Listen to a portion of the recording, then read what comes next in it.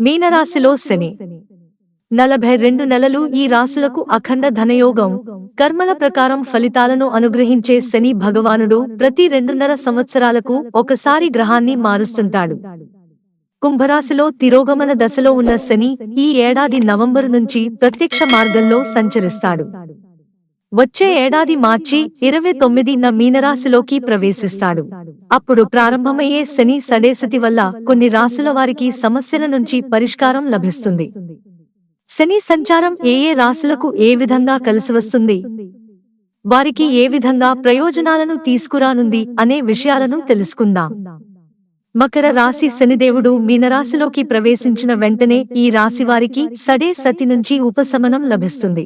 అన్నీ సానుకూల ఫలితాలనే పొందుతారు. ఉద్యోగాల్లో ఉన్నవారికి కొత్త అవకాశాలు వస్తాయి.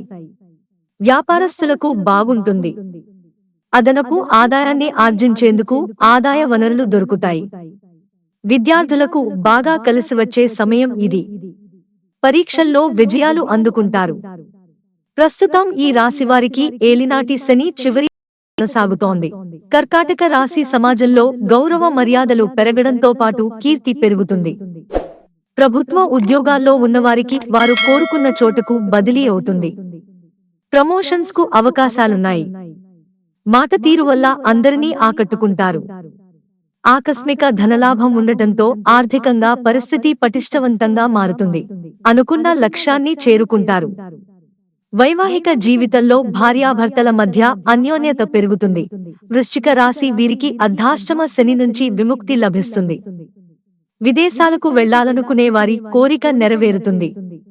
అదృష్టం తోడుగా ఉండటం వల్ల అన్ని పనులు నెరవేరతాయి. శనిదేవుడి చెడు ప్రభావం తొలగిపోవడం వల్ల లక్ష్యాన్ని చేరుకోవడంతో పాటు మనసులో కోరికను నెరవేర్చుకుంటారు. ఆకస్మికంగా ధనలాభం ఉంది. ప్రేమ జీవితంలో ఉన్నవారికి అడ్డంకులు తొలగిపోతాయి.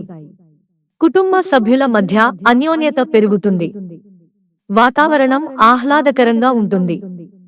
ఆరోగ్యం బాగుంటుంది. మిత్రులారా, ఛానల్ సబ్స్క్రైబ్ చేసుకోవడం మర్చిపోకండి. ధన్యవాదాలు.